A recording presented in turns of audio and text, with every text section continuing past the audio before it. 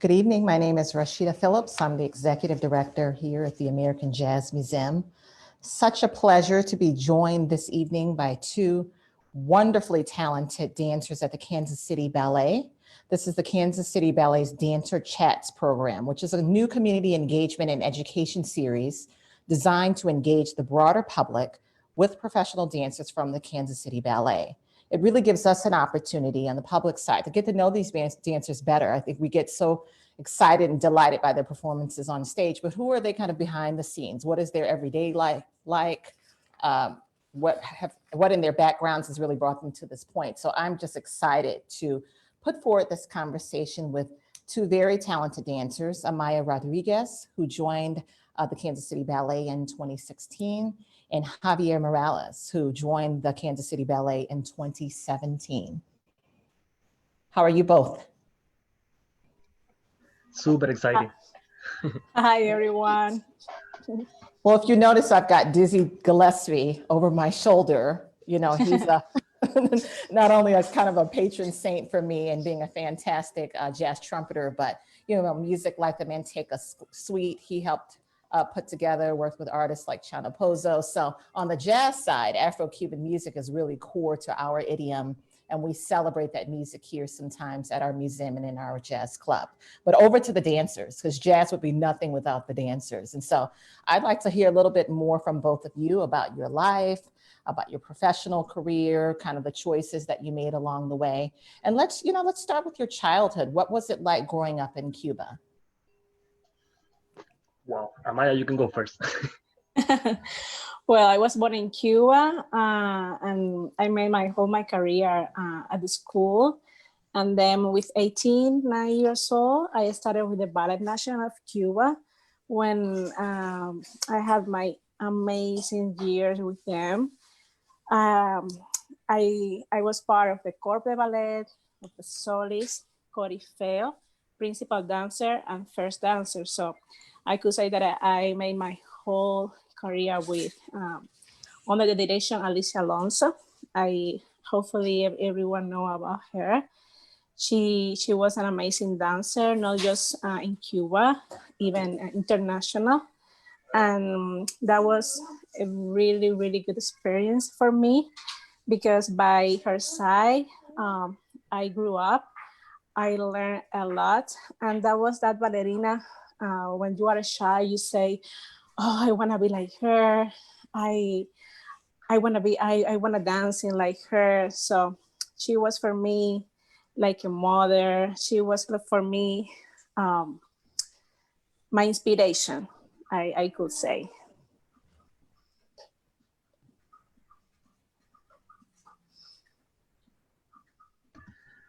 Super amazing.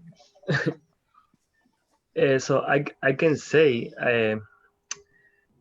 I grew up in Pinar del Rio, which is a small town far away from Havana, like an hour and a half. Maybe compared to the United States, not so much, but for Cuba it's a lot. And I started in the elementary school, Raúl Sanchez, in Pinar del Rio, and I did like 6 years of elementary ballet. And then I moved to Havana to the national school, which already for me was like a big deal, big times. And then I entered in the National Ballet of Cuba, which I reached until first soloist, and I performed so many things and traveled like around 18 countries maybe in 11 years. So it was like super amazing experience. I remember like we have like 3 years in a row that we were in Cuba, no more than 15 days. It was traveling all the time, and mostly Mexico, Spain, and sometimes different countries in Europe and Latin America. Wow. So Amaya, thank you so much, Javier, for sharing that. I'm curious with both of you. Amaya, maybe you can talk a little bit about, you know, as a child, did you see yourself growing up to be a dancer? Were there other vocations or other arts interests that you had? No, actually, I'm the only dancer in my family. Ah. Yeah. I've been a dancer because my dad, I remember, and it's a really nice memory for me, because my dad one day he asked me, "Hey, you wanna go to see Swan Lake Ballet with me?" And I go like, "Okay, Dad, let's go." And I could say that I got in love with that ballet. And after that ballet, I started my career with 9 years old. And unfortunately for me, my dad passed away when I had 15 years old. He never saw me as a professional dancer. So my mom and my grandma, they are everything for me, because after my dad passed away, they were a lot of support with a lot of love for me. And thanks of them, I'm very grateful of them. I'm the dancer that I am today. So Swan Lake is very, very special ballet for me, and even more this year, because after my first baby, I gave birth my first baby a year and a half ago. Um, that ballet was the first big ballet that I made after my baby, and I it was really, really hard, because in my personal opinion, Swan Lake is one of the most hardest ballet. So this year, beside the COVID-19, I think I will never forget this year, because it was super, super special for me be back on the stage with this ballet, because it's a really, really good memory for me, for my dad, for my family, and especially for my baby. Yeah, wonderful. How about you, Javier? Is there like a moment that sort of really sparked you into getting into dance? Or do you come from a family of dancers? Not exactly. I have to say first, I love the story of Amaya. I helped her a little bit recover when she was back for Swan Lake, and it was super difficult because I could feel her energy. Like also like good energy but frustration because you just give birth, and her body it was not the same. She was telling me like like I can do it, and finally she was there, and I can for all the many years that I know Amaya since the school. I can tell you she always was that kind of person that some people maybe think like, yeah, she's okay, but at the end, she ended up doing super good, super amazing, and a stunning dancer. And that's always like, as a friend, as a dancer, I am super proud of her in that way. And I and I, and Let I, me said, and I said that. let me add something. He was for me almost my personal training every day. He was supporting me every day next to my by my side, because we take a bar together. And every day I was almost crying. I can't do this. This is so hard. My low back. Oh my goodness, I can. And he was for me every day. So beside our friendship for many, many years, I'm very, very grateful to having him by my side in the bar. So let's talk about that a little bit. Let's talk about like accountability partners. That's what we call it, right? Friends on one hand, but also those folks in your life who really kind of help prop you up and give you that boost when you need, particularly during hard times or hard moment. And it's really making me think of, even now during COVID-19, there are many folks who are sort of struggling through this time, and how important it is for them to reach out and get folks to help just uplift them. So talk a little bit about that. I feel like we can move a little bit into some of your life experiences we'll circle back to, but now that we're sort of at this phase where we're talking about and mothering and kind of keeping the body in shape, what does your artistic practice look like? I mean, how much work are you having to put in behind the scenes for rehearsals? What is that ethic for the body, and how important is that for success? I can tell you about it a lot because this is not like a super amazing story, but when I start in my group in Havana, in the National School of Havana, I was one of the most, let's say, the bad ones of my group.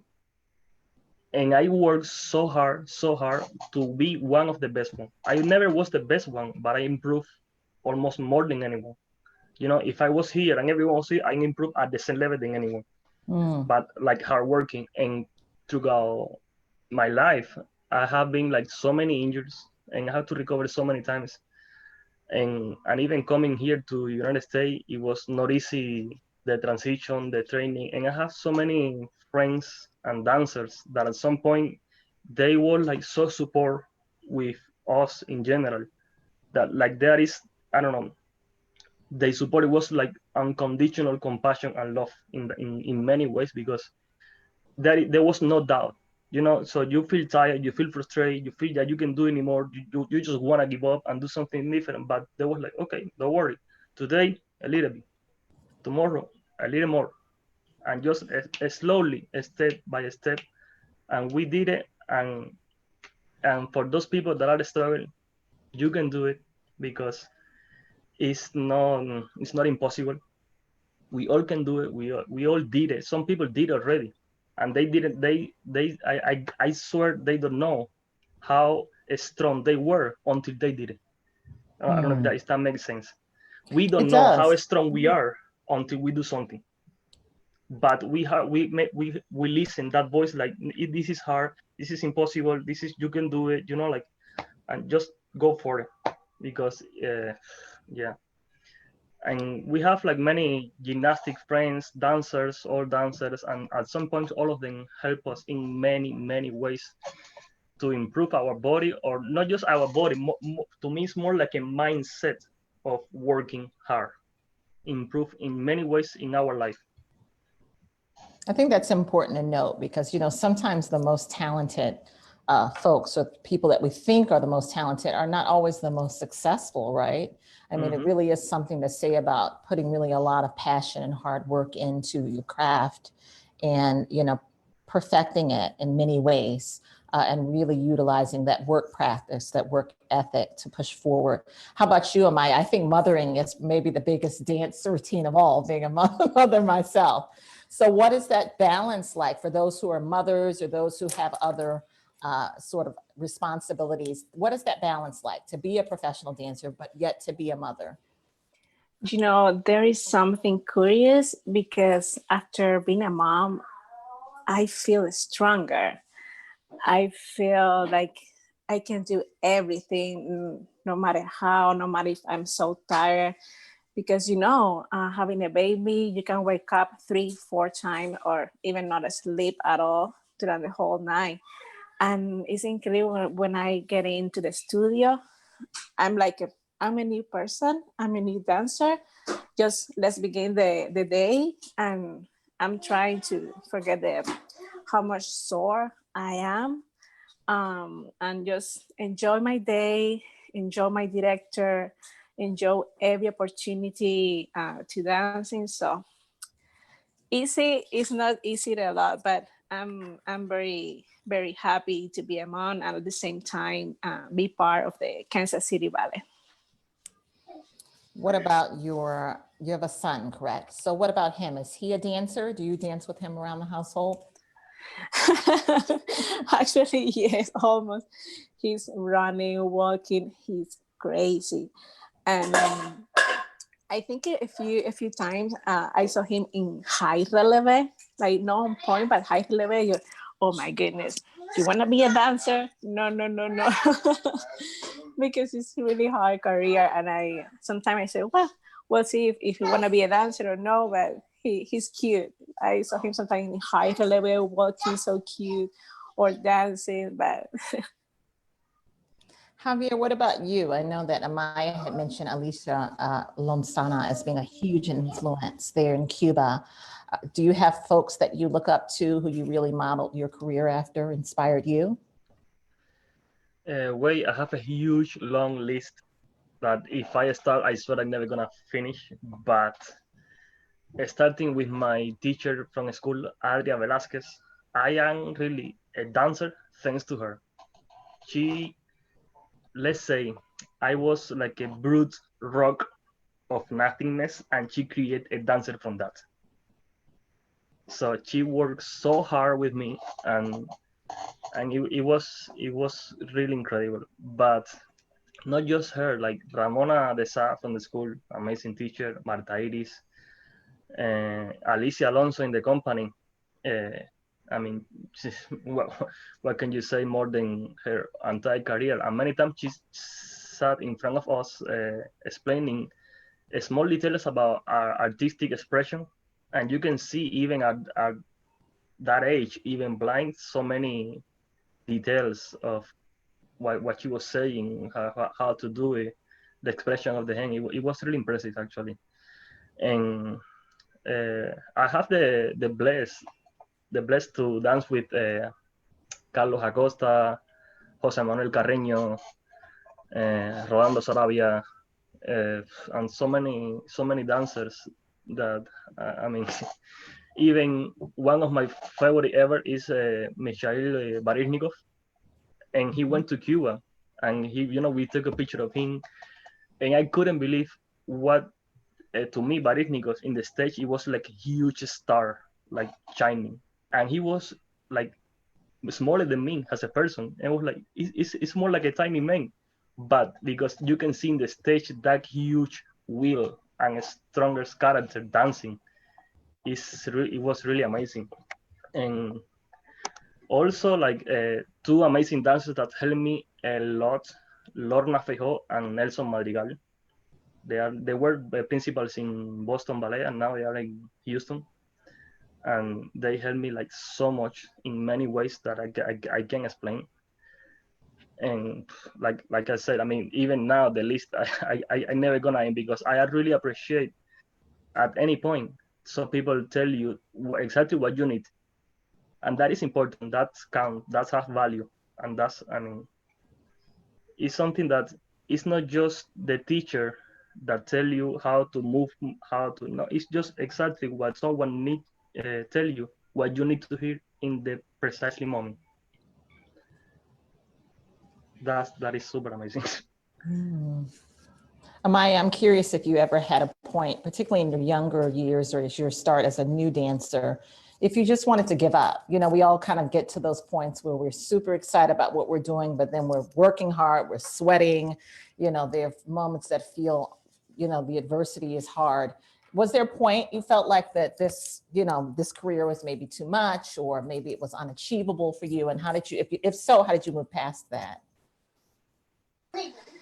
So like Javier said, our career is so much of sports, dedication, and it's really hard because I think for guys, at some point it's easier because every teacher is in love with guys.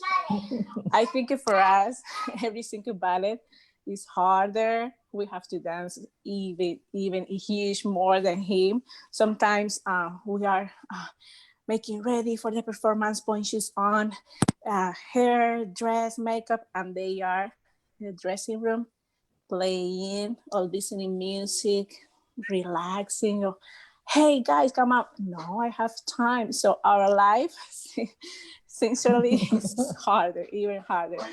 And especially because we have to wear point shoes. We have to wear point shoes, and our toes is, oh my goodness, so painful every time with blisters. Can you imagine to dance every day with all your nails in black colors? It's so painful. And when you go to the stage, you say, okay, let's forget about the pain or how much sore you are. We have to smile for the audience, and they are here for you, and enjoy. So I could say, even no matter how hard is our career, is what you are doing what you love. So Right. I was hearing Javier, and I want to add something. He was talking about those huge and amazing dancer. But I think he took the energy, the little energy from all of them, because I remember he was younger, and we were talking before. We are together from many years ago. I think it could be 15 or even more years ago. And I remember the teacher in from the studio everyone on the floor, and Javier, just Javier, jumping, practicing. I never remember another teacher saying, please, Javier, sit down. And Javier jumping, because he is like he said, he always wants to do more and more and more. And that's pretty good as a dancer, because it's like a challenge, and you're challenged every day. You want to be better. You want to do the steps even much better. And he was that kind of dancer. But that was so funny. Javier, please sit down. And so many times Alicia clapped so hard. Pa, pa, pa. Who is that? Please, silent. And that was Javier. Just Javier in the studio. That was a really nice memory that I wanted to share with you. Thank you. So Javier, did you always have that kind of energy? You know, a lot of young men, I think, sometimes struggle here in the States because A little bit. well, sometimes young men or boys, in the States can struggle because they're interested in, some of these classical forms, whether it's ballet or orchestra on the music side, and maybe that's not cool, to some of their friends or some of the other people who are interested in other art forms. Tell me a little bit about that as a young man. Were there pressures there for dancing? So I start in ballet because of my mom and my dad. They both at the moment teach in the how do you say, school of art, basically. And they didn't have no one to leave me, so I was just going with them the whole day. And I saw the most things. So in the school they have art. At the moment they have acting class, plastic school, painting, music, contemporary dance, and classical, like ballet, classical dance. But the things I remember, I love watching the ballet class. I don't know how, just watching the movement of the hand doing this, to me, it was like something super magic. And I remember being just like stunning there watching that. And at some point, without, like, for no reason, I just said to my mom, I want to be a dancer. And even I remember, until today, she was like, wait, what? Just like that? Yeah, just like that. So I start, and thanks to my dad that he ride me every day on bike, like 5 miles on bike. It was such a bad times. There was no transport in Cuba, and yeah, it was very hard with the society, because I was very bullied in many ways that I can say here. But I mean, in that, somehow I learned with that, and I learned how to stand up for myself. And more than that, I appreciate the art in general. The art doesn't have sex or gender. The art is something that is go deep into your soul. Doesn't matter even when you appreciate the music, a dancing, a painting, in a museum. At some point, at some level, for 1 second, something happened that you can explain. Just for that is how it is, I don't know, is valuable. It's good. Look at that. Yeah. So it wasn't easy. It was not easy. It was not easy growing up in Cuba in ballet. But I mean, it happened. I did it, and the way it happened, it was not the best one, but it helped me to grow up. It helped me to learn. It helped me to value all my experience now. So in the tomorrow, if I have to teach or help someone, because I know what madness is, what bad is, I can help someone with guidance. Not just being like, hey, sweetie, you can do it, like, wait, no, not just like big like a snow cold ball, but like teach in the good way. Like achieve your own challenge yourself, and achieve something in your life within you, not comparing to someone. Yeah, I I'm think that's gonna be better than this on that absolutely. one. And I think that's important for young people to keep in mind, as you come up in age. And I've got a 12 and 14-year-old too. And, you always reach those points of sort of identity, or trying to figure out who you are or what you can excel at and what matters to you. I think it's really important, like you said, that you really kind of stick to your own sort of in many ways, your own values, right? And discovering and really uplifting most of the things that you're passionate about and growing that and surrounding yourself with good people who are able to support that growth is very important. You know, I'm curious, I had the great fortune to travel to Havana last year, 2019, May 2019.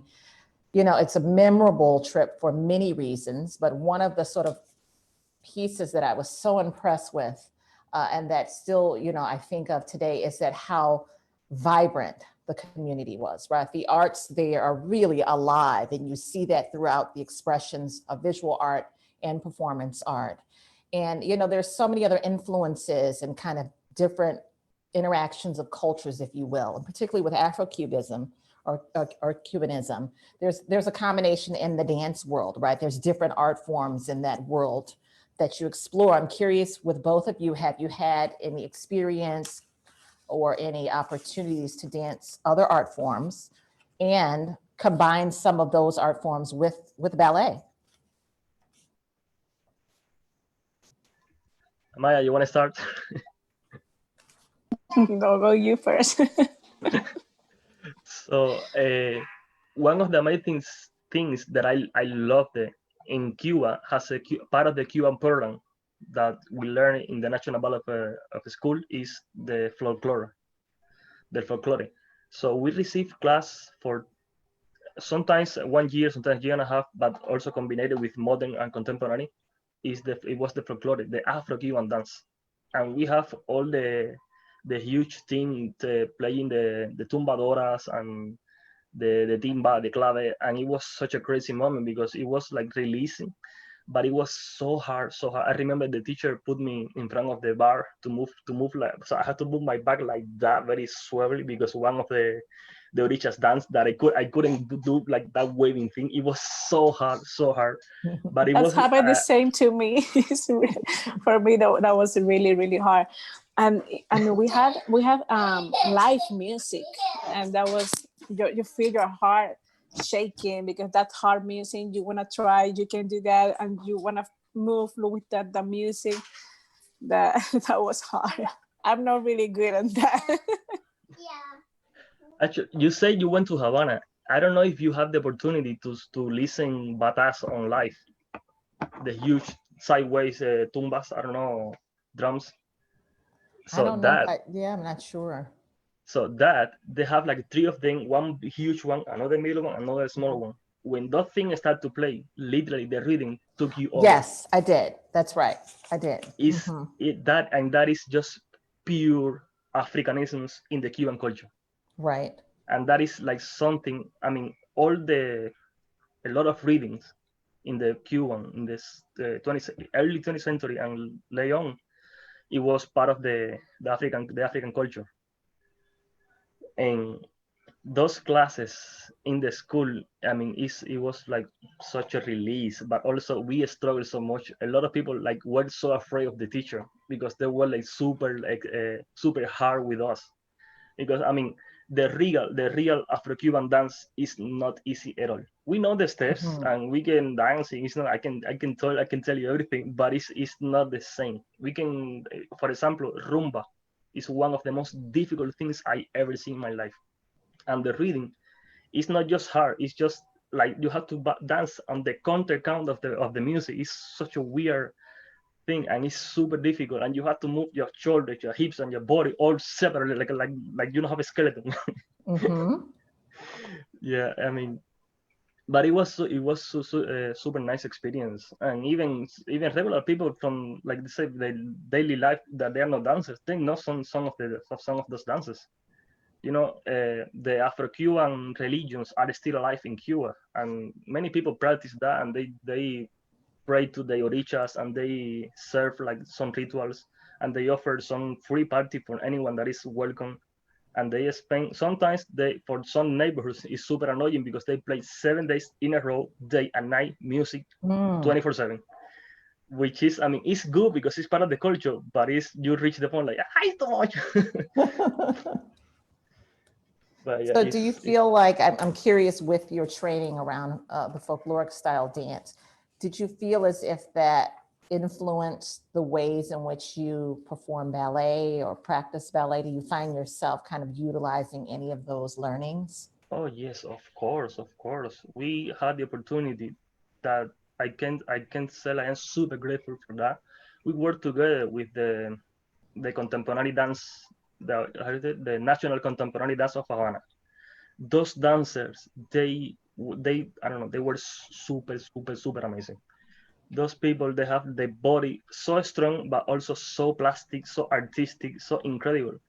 And one of the I did one choreography with Raúl Reynoso, and it was like super hard, super hard, super hard because every day he was working with me, like like very close to me, everything, and every time he said like it's not enough, you are so bad, you are so bad, this is bad, this is wrong. But at the end, it helped me when I went back for to do like classical ballet. I felt like more muscles awake in my body, more things happen in my body. It was like Mm-hmm. not just the rigid way to stay in ballet. So I discovered a new comfort area, bigger than what I used to have, just doing contemporary dance.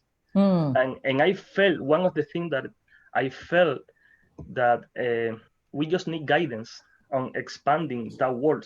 So many people can do almost everything, but we never did it before. That's the thing. We never did it before, and we are afraid because we can see. I never gonna do that. But then you do it, you feel horrible. But some people tell you, oh, you look good, and that's enough. That's what you need. Thank you. Just, for Uh, those who are joining us, Javier Morales is here. Amaya Rodriguez is here from the Kansas City Ballet. We're chatting with them to get a sense of what their lives are like as ballet dancers, really learning some of the behind the scenes tips and techniques, and just getting a peek into their lifestyle. So thank you for our audience who's joining us today to learn a little bit more about both of you, your wonderful careers, and the ways in which you've grown up and applied a lot of the techniques that you learned along the way. How about you, Amaya? What comes to mind to me is Misty Copeland. I heard her a couple of years ago speak about some of the struggles that she had as a ballet dancer, that she has a very muscular body. She said her body type was not the typical type that would fit into normally sort of the ballet style body, but that she was able to overcome that by really making it her own, right? Putting her own signature on it, creating sort of her own approach to ballet. I'm curious with you, and particularly some of the influences that we were talking about coming from Cuba. Are there techniques or things that you've brought into your style of dance that really helps to make it unique? well, thanks God. I always been very tiny. I just had to do a lot of diet when I was younger. But after around 23, 24 years old, my weight was fantastic. Tiny, I'm tall, I'm now short. And thanks God for in that at that point was fine. But I wanted to add something. I had no so the big condition for ballet. I was not flexible at all. My extension was really, really bad. So I had to work so hard, especially for my flexibility. Because as a dancer, you have to jump and you have to open your leg of the maximum as you can. If you have to pull your leg up, it should be high and no low. So I had to do a lot of works for my flexibility, for my condition, because when I was a leader, I had no condition for a ballet dancer at all. But it's like we were talking before. We have to work very, very, very hard every day. And it's like Javier was saying, if you want to do something, you will push yourself every day, and that's what I did in my career.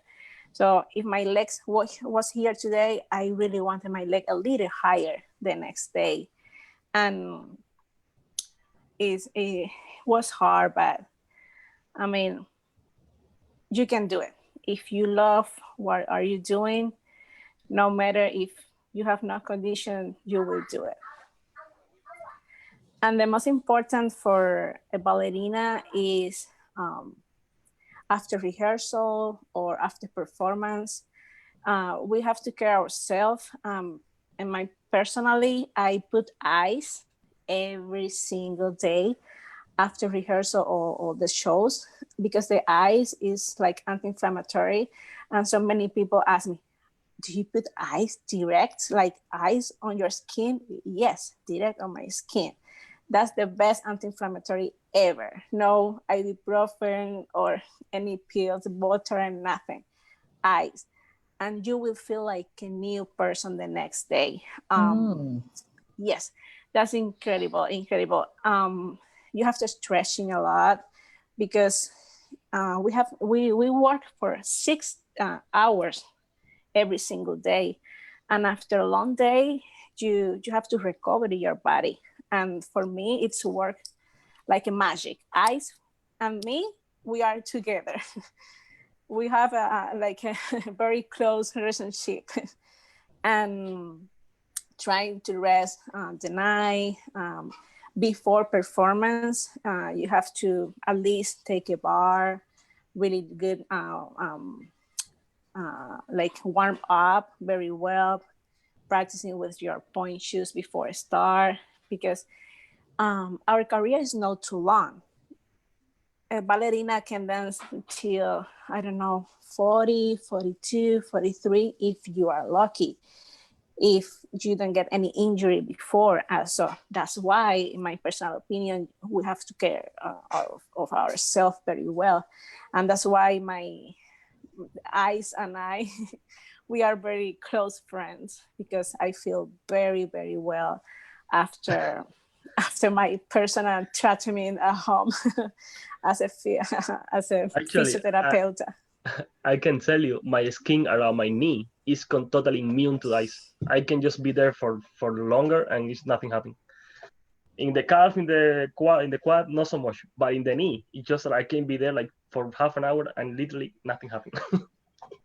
Well, you know, dancers are athletes. It makes me think about some of those football players when you see them in those giant ice baths. You know, I wonder, with you as dancers, you know, talk a little bit about that. You're mentioning 6 hours a day. Is that 6 hours a day for 5 days a week? What is sort of a typical rehearsal schedule like leading up to a Swan Lake, for instance? What does that schedule look like? Yes, we work from Tuesday to Saturday from 9:15 to 6 p.m. We have a ballet class, like an hour and a half, an hour, 45 minutes. And that class is, I think, is the most important hour of the day, because you make ready your body for the rest of the day, for the rehearsal.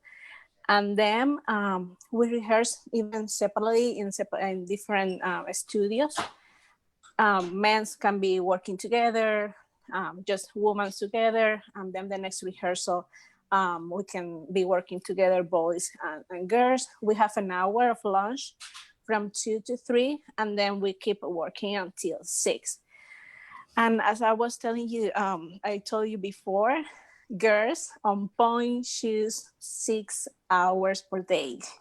And I have another memory for you. When I got here in the United States, for the first time in my whole career, I lose all my nails from my toes. Every single nail. I was, oh my goodness, what is gonna happen with my toes? Every day, 6 hour rehearsing, I lose every single nail. And that was insane, because 6 hours, can you imagine 6 hours on your toes? That's incredible, but that's our job every day of the week. I think I was just shocked by the amount of point shoes that you go through. I was on a tour behind the scenes there at the Kansas City Ballet, had a chance to peek into the costume room and saw all of these bins of shoes. I mean, and who knew that you had to have so many to get through a season? I'm very sure people don't have idea how much we're suffering with our toes. What about you, Javier? What's sort of the grueling part of the rehearsal process like for you? To me, I used to be very crazy. like working hard, but I work very bad in the very bad way. I work such a hard worker because I never warm up. I just went directly straight to the big jumps, and after 30s, all the big injuries come out, which is normal. But at this point, I learned through through many injuries and working very close to physical therapists, to trainings, condition teachers. I work the very importance of stretching and ice. And I swear I would like to repeat myself until oblivion because some people don't understand how important is ice for us. Ice, even just if you feel good, just like a 1 minute, 2 minute, 3 minute ice floating all around the legs, for us, that's literally like magic. If you keep that routine, that is not, I mean, it could be annoying, day by day, but the same thing, you have so many days, so many things to do, but we need to take care of our body. We have to. That is no other way. And in my particular case, after the 30s, it's just stretching. I need to stretch all the time. When I don't stretch, I don't feel even like I can focus at all. I have to I don't know. It's just, and I think it's just it feel like my body is tight, but it's not, because after I keep the routine, and after a couple of days keeping that routine of stretching, I feel super good, super amazing. It's just keeping the recover that consistency day by day. And yeah, What about auditioning? What is that like? I mean, there are only so many principal roles and there's supporting roles and only so many shows that we can normally see in the season. What do you do to prep for your auditions? usually you try your best. Sometimes you are doing something completely out of your comfort area, out of your experience. You're doing movement super crazy. I remember even in when Anabel Lopez Ochoa went to Cuba, she did the amazing choreography with the first concert of violin orchestra for Tchaikovsky, and it was super crazy. Her movement was so fast, so quickly, and she never like marked slowly. She was just like, okay, this is the and we were like, wait, what? And we did it. We tried. We did it, and it was super crazy. But then I come here to the United States, and guess what? It's a little worse. At least for my background as a Cuban, for what I was used to, and we did, and it was. I mean, it's a challenge. It's a new style, and you just have to go for it and do your best always. In any moment, do your best. What about that adjustment? Thank you, Javier. What about that adjustment for you, Amaya, coming here to the States? Were there things that just were completely different for you and your experience with auditioning and doing shows here? I agree with Javier because we come from a company completely classic. We shall do Giselle, Don Q, Cinderella, just all the classical ballet. So for us, it's no normal to move that different ways. So my personal opinion, for me, is really, really hard, even to learn, like Javier said, that quickly counting, or the choreography one, no, move that here, and the other way, and oh my God, I can't. But it's a challenge every day. And I remember when I came to Kansas City for audition, it was a ballet class. I know ballet class, but I was the only one in audition that day, and I was the whole studio like full of women, and just me. I was auditioning, and everyone looked at me. Oh my goodness! Just think about you. You have to do your best. That's your normal life. Just do your class. And that I got super nervous, and actually I got super nervous when I have to do a new choreographer with a new person to come. You don't have idea what are you gonna do, how are you gonna move, even when you know that you are stronger as a classic ballerina. But it's a big challenge every time with a new choreographer. Yeah, I'm wondering how both of you feel about some of the contemporary styles here or any of those hybrid dance formats. You know, some people will mix ballroom dance with ballet, or they'll have tap and ballet. I mean, do any of you, have you found yourselves in those situations where you're a little out of the box and doing styles that maybe are new for you? And how's that experience? Mm, th- I don't feel exactly like we were like very surprised. There was of course some styles that there was very hard, but I didn't have the opportunity to do it. But I saw the whole company, and even they were not complaining, but like struggling, like this is hard, this is. But they did it, and even I remember I clapped so much to all of them because it was super amazing when they did um in the middle from Giri Killian. Uh, it was like, I don't know, it was very, like completely different style, super amazing. I love it. And also, I mean, the the ballet, what was the name, in the upper room, it was very hard because the style, I remember I did all the steps, I did the whole thing, I struggled with the stamina, but I didn't understand how was the style until we were like very close to the shows, and I saw the videos and the choreographer explained me. And yes, you're right, my mistake is the William Forsythe. The in the middle is from William Forsythe. I don't know what to say. Dios santo, yeah. But you see, I mean, even that, those are things. I mean, we should know that, but those are things that we don't have in our background. For example, in United States here, so many companies do Balanchines ballet. In Cuba, we just do two of the Balanchines ballet, Thing of Variation and Tchaikovsky Pas de Deux. With, I mean, yeah, it's good, but we should do more. Because, but I mean, I know there is so many things about rights and things, but it's a good, it was a good choreographer, and it's a thing that we need to have the opportunity to do more. How about you, Amaya? Are there any sort of juicy roles that you're really looking forward to dancing, or what on your wish list for productions that you can be involved in?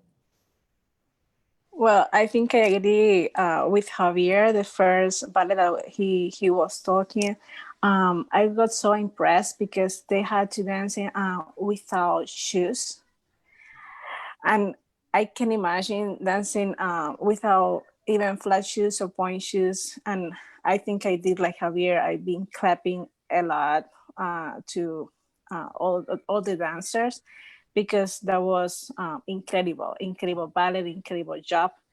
And that's like Javier said, in Cuba we just do like almost the same ballet. So when Alicia Alonso was as a director, we really wanted to do more, or maybe another ballet, but you have to do what you want.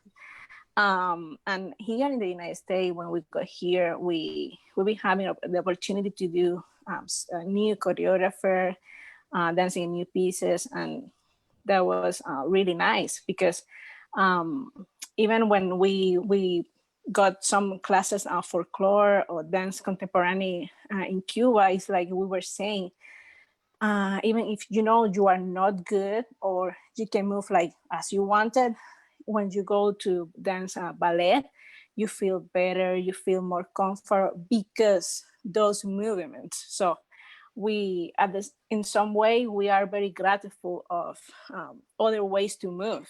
And here in Kansas City, in our company, we have that opportunity to do different pieces. You can move your body in different ways, and that's very good for our body, even if it's harder or no. It's like you push yourself, and even if you don't feel comfortable, very comfortable, you feel good at the same time. Yeah, before I moved to Kansas City, I spent a number of years in Chicago, Illinois. And one of the ballet companies there specializes in something called hip lay. I don't know if you've seen hip lay, and it's essentially hip hop on point. And Wow. it's pretty magical. I don't know if you've had an opportunity to see that or experience that. Just curious. No, no, I had no Yeah, opportunity. I'm thinking about your toes when you mention your toes, and they're stomping sometimes and doing all kinds of crazy things. Will But be cool. Why not a new yeah, experiences for me? that's right. I'd like to talk a little bit about sort of the healing practice too. We talked about the body healing techniques in terms of icing and stretching and kind of keeping the conditioning well. But I'm also thinking about mental wellness now, and particularly, you know, during the time of COVID-19 we mentioned, and just more and more these days, there's a lot of sort of brain needs that we need, and we use our brains and our bodies. And what comes to mind is a particular story of the Spanish ballerina, Martina Gonzalez, who danced Swan Lake, as you mentioned, Amaya, many, many years ago, and was kind of circulating around a lot of social media these days. It's this really beautiful video of her memory. She's an Alzheimer's patient. She spent many years as a New York City ballerina. And I just, if we could speak a little bit to sort of the healing power of the arts, because it was evident in that video that, where she might be struggling in other spaces, she was mimicking the same movements that she had experienced years ago as a ballerina. But now, it really became an aid for memory for her. Have any of you experienced sort of some healing practices that are surprising being a dancer?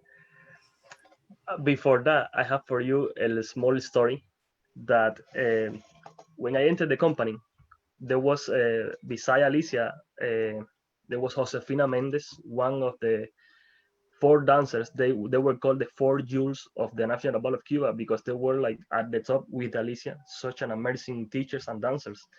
And even though she was just a teacher and she was just rehearsing the company in general, she always, every time she got an interview, she used this expression: "We have the art in," and she was doing like in our veins. That's always what she say. And one day we were rehearsing Giselle. We didn't have the principals, but we were rehearsing the movement of the corps, which is super important also to support what is happening, because the corps can call the attention in certain points for the acting parts. And so she stood up and she just started marking such like almost doing nothing, but the gest of the hands, what she was doing. Even people that know her for more than 30 years in the company, they stopped and I started crying because she was doing. I remember I was like, I don't know, I was 17 and I didn't understand what I was watching. I just knew I have to stop and enjoy this, because those kind of person, they passion for ballet and for arts, like that lady in the video. And I didn't know she had Alzheimer. I saw the video and I saw I was like, cute. And I didn't know she had Alzheimer. That was like, I was mind blowing completely. I think that was the most beautiful video that I haven't never seen before. I think I smile, I cry. That was super, super, with so much passion, so much love. That was a huge inspiration. That was super, super beautiful. Yeah, and I think it speaks to, as you mentioned, the power beyond a certain age, right? Our bodies, Yes, of course. our bodies will carry us to a certain age in terms of being on stage and kind of doing all of the big moments and movements that we do, but that it's lasting. There's something that still exists within inside of you that will, as you mentioned, in your veins, that will stay around for a very long time. What about other hidden talents? I'm kind of into music. I joke with my daughters because I've got one daughter who's a great dancer, another one who explores music. I inherited the music stuff. I'm a jazz vocalist, very sad at choreographed dancing, but maybe if I get on the dance floor and get a little loose, I can, shake something here or there. But I'm curious, do you have other hidden talents? Are you a secret guitar player or poet or other art forms you've explored? Amaya. Chino, dale tú. Well. So I can tell I am an amateur writer. I don't write precisely, but I hope one day I'm gonna publish a book or relate or stories or short stories or something. It's just something that one is my passion, and I write even ideas, poetry, songs, like all kind of things that I can imagine. I just put that out. And now, and I mean, hidden talents. I used to play a little music like piano, guitar, but that was like years ago. Even here on my side, I have a huge, I mean, a guitar Ah, that I just it's for practice once in a while, but it's not like I don't know. And I don't know if you see those posted here. These are notes the that one of my it's not hidden talent, but I wanted to be my future talent. I am studying coding from scratch, oh, which is that's like great. not easy. My mind is just running crazy. Also, I am learning to be a trader in the stock market. Nothing easy. Also, Mhm. crazy. And on other beside, I am studying business management in an online college, which is like Mhm. yes, not easy. And learning and all of that in pure English is uh, super crazy because we even now I understand English, I can speak English, but my mind think in Spanish. There is so many expression in the Cuban way that doesn't make sense at all in English. It's super crazy. Yeah, I mean that's kind of like things that I wanted to do, things that I did. Well, that's beautiful. What about you, Amaya? Any hidden talents or even though mothering again, that could be its own talent and job, but are there other I'm things that you've explored, studies? actually I'm not studying anything else, but I have a little frustrated singer inside me. Ah, Sometimes I sing at home or even at the company. Sometimes I sing opera, and I have a friend. He's my partner, Fu, uh, Liam Fu. He said, "Whoa, she can sing opera," and it's just joke, you know. And my husband so many times say, "Hey, you know what?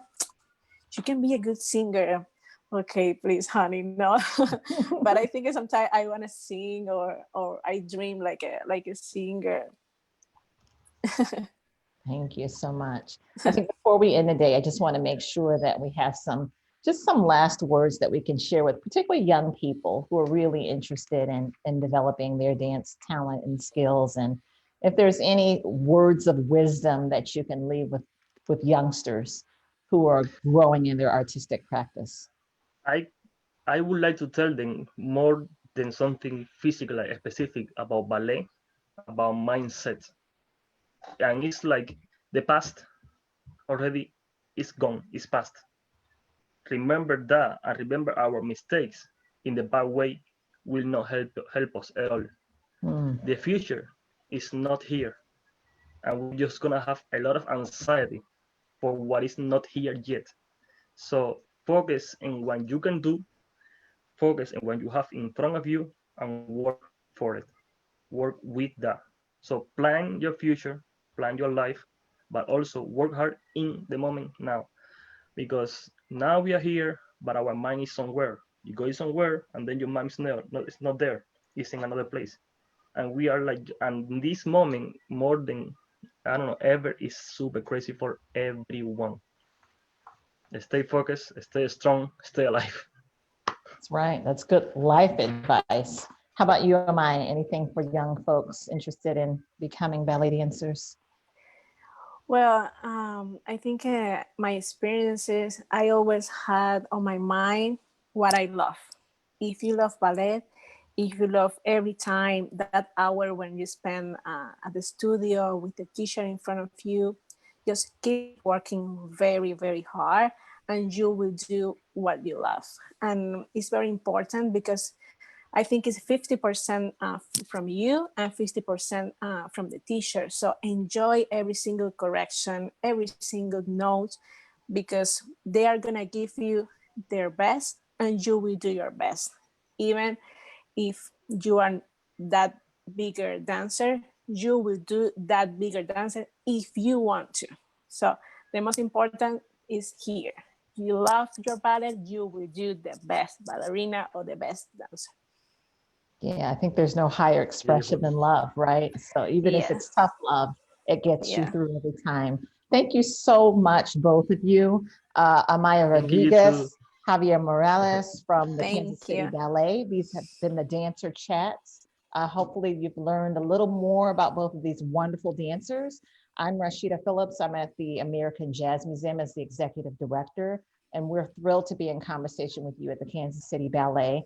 Just a note that January 20th of 2021, yes, we're almost into the next year, will be the next dance chat through this program from the Kansas City Ballet. So thank you so much, both of you, for bringing some joy to our lives this evening. Thank you. Thank you so Look much. forward to seeing you back on stage again soon. Yay. Thank you Hope so for much, you. Rashida. Yeah. Thank Take you. care. Thank Ciao, you, you Dave. too.